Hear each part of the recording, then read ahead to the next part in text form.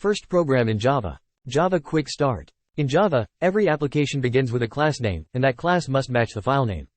Let's create our first Java file, called main.java, which can be done in any text editor, like Notepad. The file should contain a hello world message, which is written with the following code.